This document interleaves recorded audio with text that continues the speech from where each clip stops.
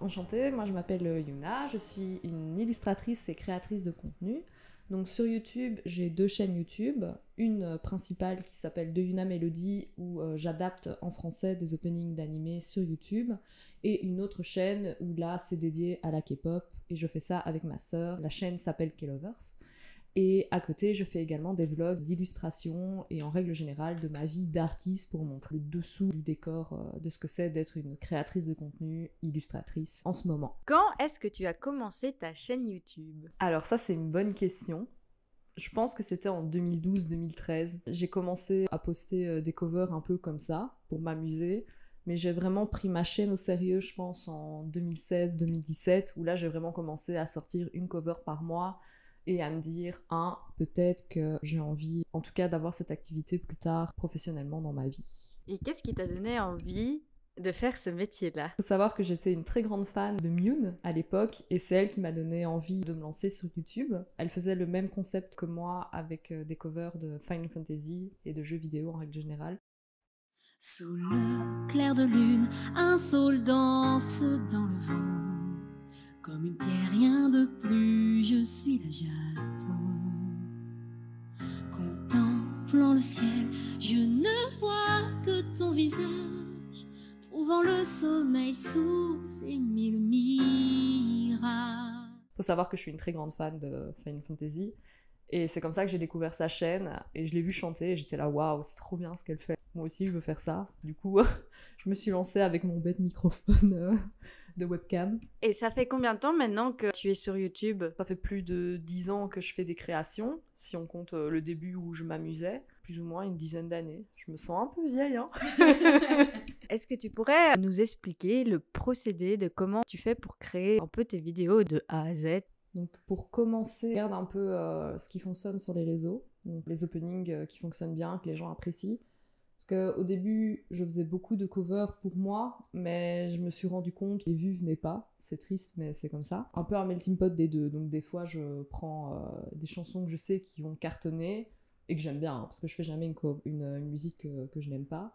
Je choisis la musique. Donc là, ici, ça dépend. Donc soit je choisis une chanson très populaire que je sais que beaucoup de gens apprécient et que j'apprécie également pour l'adapter, ou alors je prends une chanson que j'ai eu un coup de cœur en regardant un animé. Donc après avoir choisi la chanson, je commence à l'adapter. Donc là, ça me prend plus ou moins entre 1 et 2 heures, voire plus si la chanson est vraiment compliquée. Donc là, je regarde le nombre de pieds, le nombre de syllabes, je regarde si tout est bien dans les temps. Et j'essaie bien évidemment que ça rime, parce que je trouve que le français est beaucoup plus joli quand ça rime.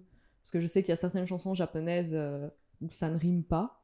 En français, moi, ça me dérange. Ensuite, passe à ce qui est l'enregistrement. On m'a toujours dit d'être brave et forte, de voir l'espoir dans tout remords. Ça me prend entre 5 et 6 heures. Oui, plus ou moins, ça dépend la complexité de la chanson. Juste après, on passe au tunage. Donc le tunage, c'est corriger toutes les fausses notes qu'il y a quand on chante, parce qu'il ne faut pas croire que tous vos chanteurs chantent magnifiquement bien dès la première note. Ensuite, je passe au timing, où je mets correctement la voix sur la musique, que ce soit dans les temps, qu'il n'y ait pas de problème de synchro. Je passe au mixage, ou alors c'est ma mixeuse ou mon mixeur qui mixe mes chansons. En ce moment, j'avoue que j'ai tendance à moins mixer parce que j'ai moins de temps. Je passe à la vidéo, où je m'enregistre. Là, ça peut me prendre entre 3 et 4 heures, plus ou moins. Je passe au montage, où là, c'est jamais moi qui le fais. C'est régulièrement ma monteuse qui s'en occupe et qui me fait toujours des vidéos de très bonne qualité. Et ensuite, il y a le sous-titrage et l'étalonnage, donc ça, c'est moi qui m'en occupe. Ensuite, vient le moment de publier la vidéo où on a l'impression que c'est la fin, mais en fait, pas du tout, parce qu'ensuite, il faut faire la promotion sur les réseaux sociaux, sur TikTok, sur Instagram. Il faut être sûr que les liens fonctionnent bien. Enfin, voilà, je pense que si on calcule tout ça, si je travaillais 8 heures par jour non-stop là-dessus, ça me prendrait entre 1 et 2 semaines pour faire une vidéo. Fini.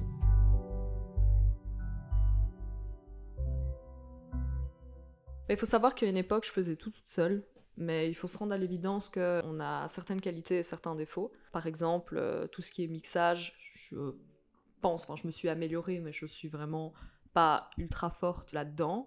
Montage, je pourrais jamais faire des montages comme ma monteuse le fait.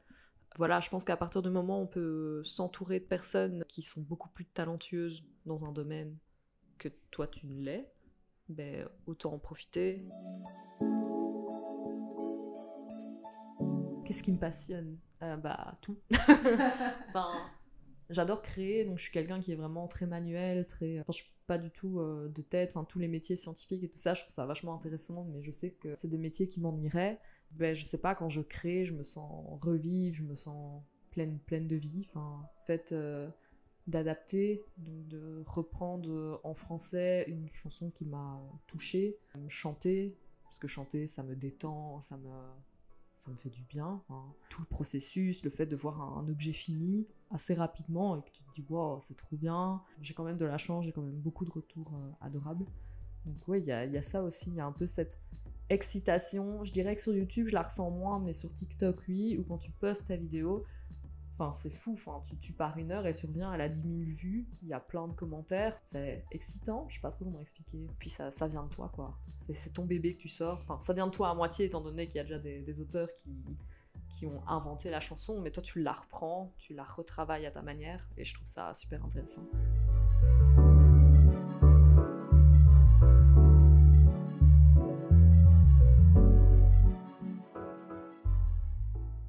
Bon, en effet, il y a des choses qui bougent. Il y a des contrats qui ont été signés. Malheureusement, je peux pas en parler pour l'instant, mais je sais pas quand sortira la vidéo. Je suis invitée à une convention, ma toute première convention en tant qu'artiste solo. C'est assez chouette, j'avoue que j'étais assez contente quand on m'a proposé. En plus, si j'ai bien compris, c'est une abonnée de longue date qui a parlé de moi à la convention, donc c'est vraiment juste adorable. Sinon, j'ai également quelques collaborations avec des youtubeurs, dont Mune. Enfin, Félicitations! voilà.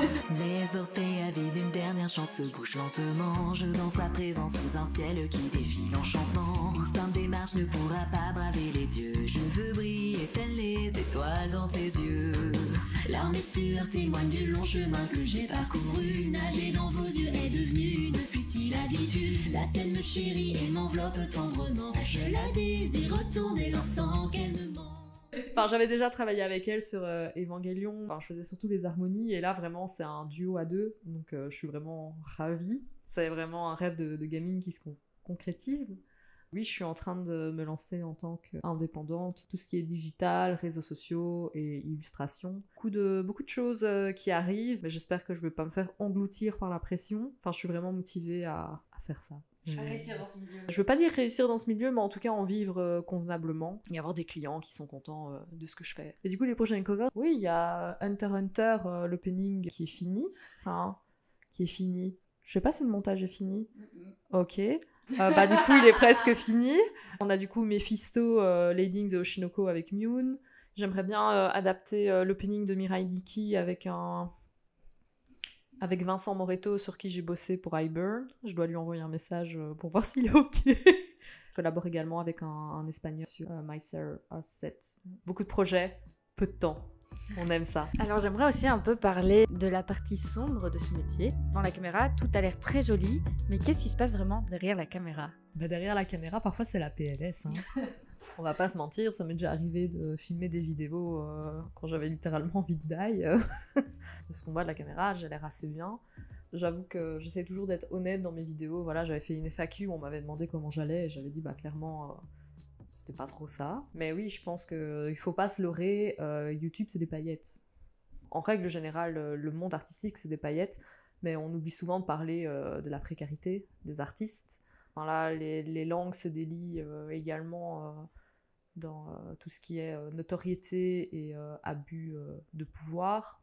Il faut pas s'imaginer que tout est rose.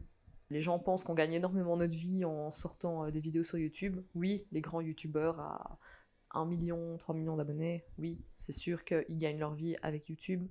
Mais je pense que les youtubeurs à moins de 100 000, bon, si quelqu'un regarde la vidéo à 100 000 abonnés ou 80 000 abonnés et qui me dit « Ah, moi j'ai envie », pas vraiment, bravo à toi. Mais j'ai l'impression que tu vis pas de YouTube si t'as pas quelque chose à côté. Et ça, faut vraiment que je le dise à toutes les personnes qui veulent se lancer sur YouTube.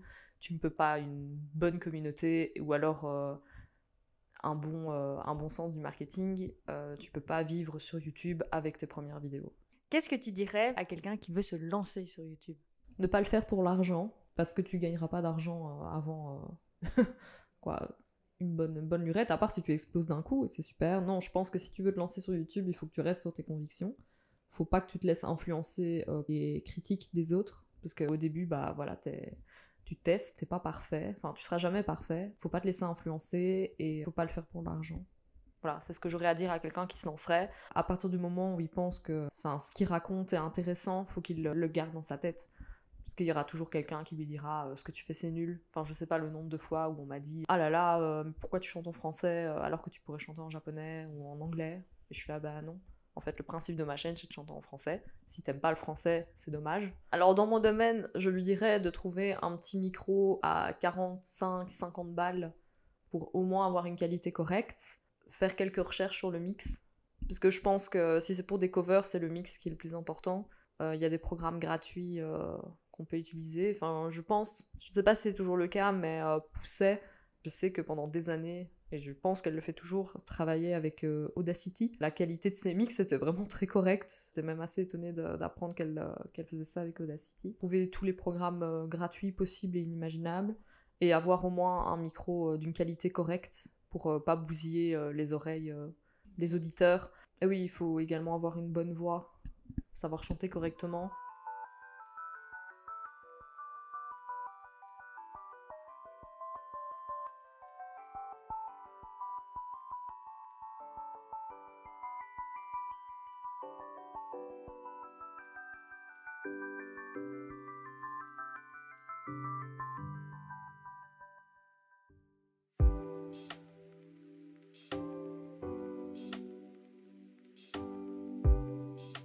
Quand est-ce que tu as commencé à dessiner et qu'est-ce qui t'a donné envie de dessiner? Alors quand est-ce que j'ai commencé à dessiner? Mais c'est une question que je ne saurais pas te répondre.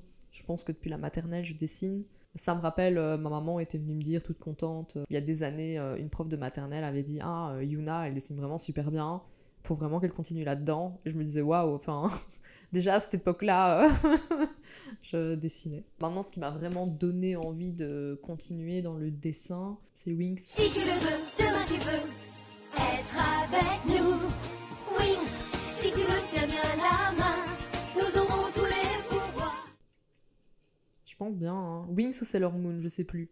Enfin, je voyais ces héroïnes se battre, avoir des aventures trop bien.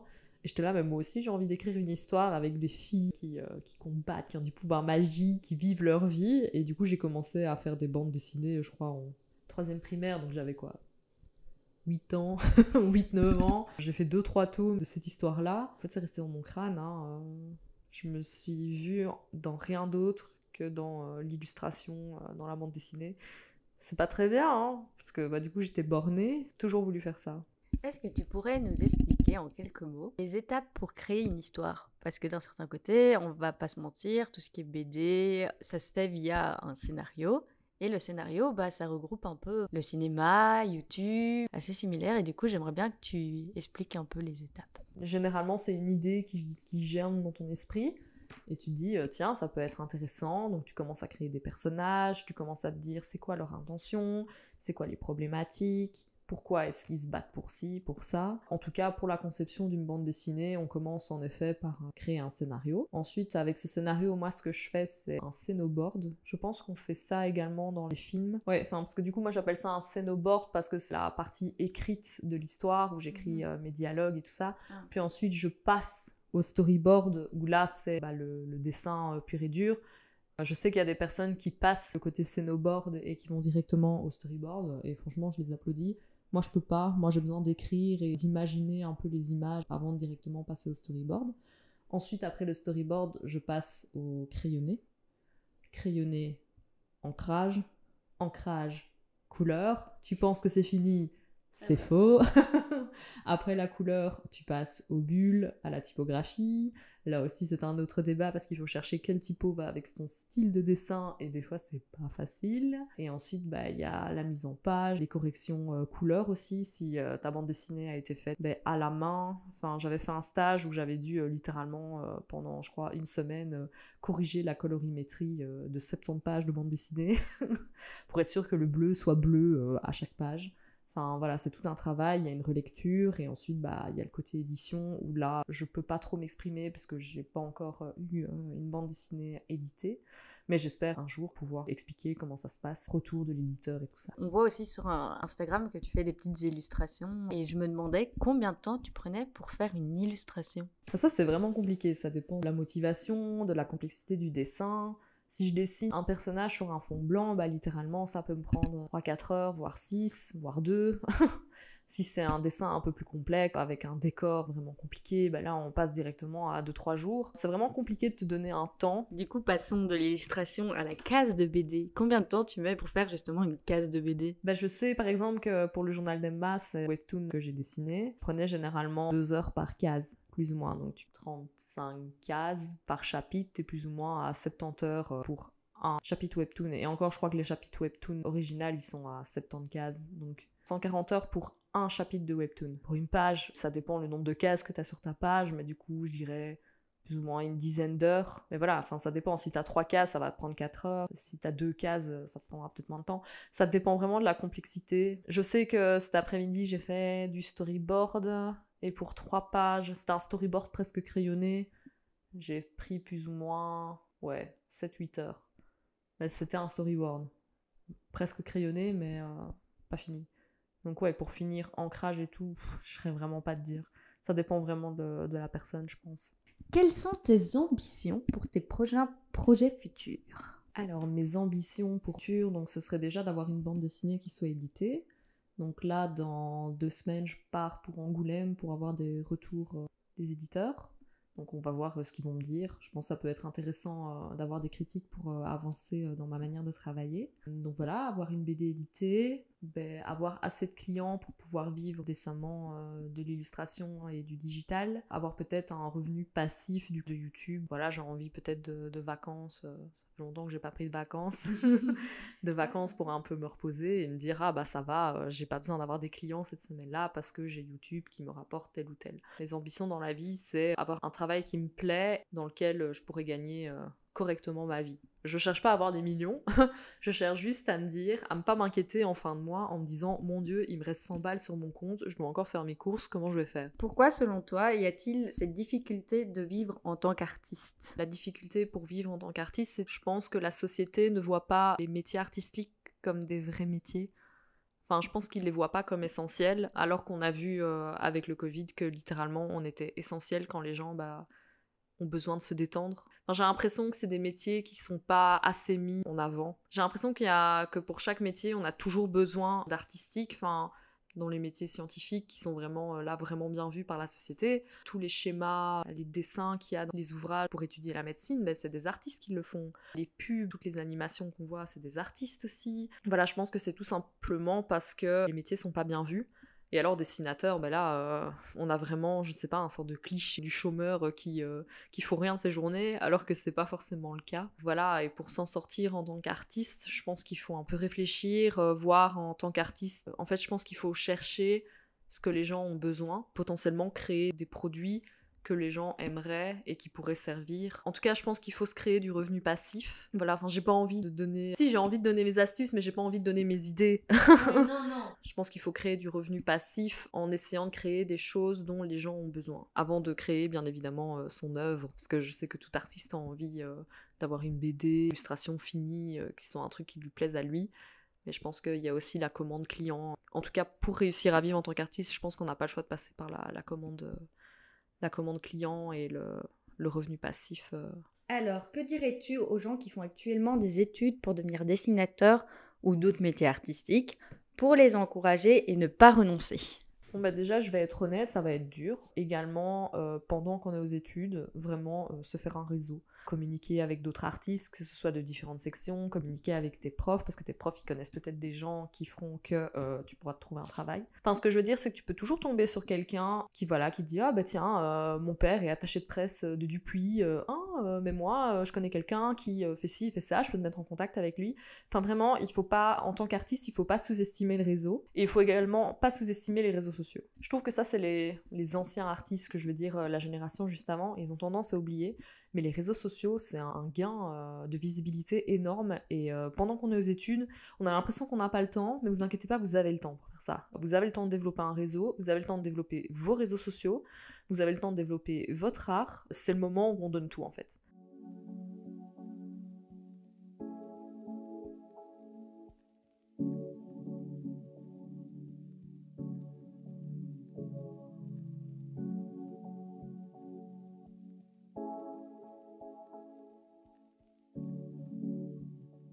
Alors, il faut savoir que YouTube, ça paye pas très bien quand on commence, Illustrator non plus.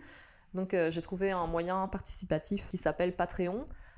Hello tout le monde, j'espère que vous allez bien. Donc aujourd'hui on se retrouve pour une vidéo un peu particulière car je vais vous parler de l'ouverture de mes 2 pages Patreon. Donc ça permet aux auditeurs à donner de l'argent à des créateurs qu'ils apprécient. À partir du moment où tu donnes de l'argent pour soutenir une personne, cette personne fait des contreparties. Donc là ici pour Yuna Melody j'ai 4 contreparties pour 2 €, 4 €, 8 €, 10 €.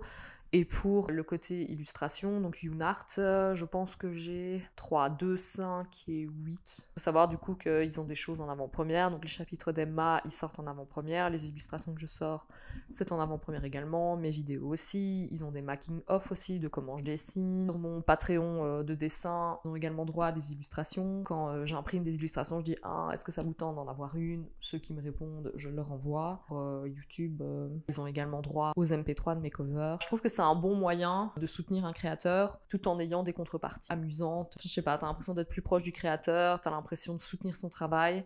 Enfin, je pense qu'à partir du moment où tu peux te le permettre, ça peut être sympa comme alternative pour aider les petits créateurs de contenu. Donc vous avez compris, si vous voulez aider Yuna, je vous mets son petit Patreon quelque part dans l'image parce que je verrai où je le mets, où il y a de la place, voilà, exactement.